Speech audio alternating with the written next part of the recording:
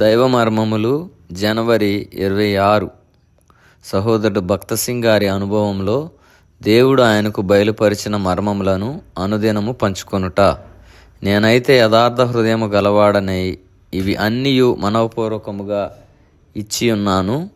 ఇప్పుడు ఇక్కడ నుండు నీ జనులను నీకు మనఃపూర్వకముగా ఇచ్చుట చూచి సంతోషించుచున్నాను. 1 దినవృత్తాంతములు 29:17.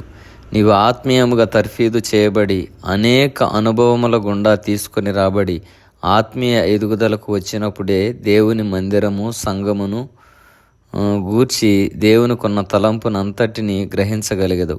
దావీదు అనేక యుద్ధములు చేసెను. ఈ యుద్ధములలోనే అతడు ఆత్మీయముగా తర్ఫీదు పొందెను.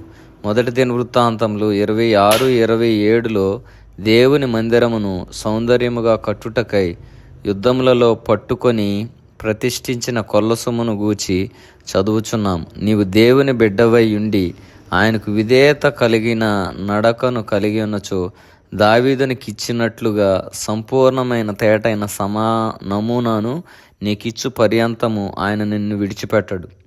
దావీదు అట్లు అనేక అనుభవముల్లో దేవుని మందిరము నిమిత్తమై సామాగ్రిని పోగు చేయుచుండెను.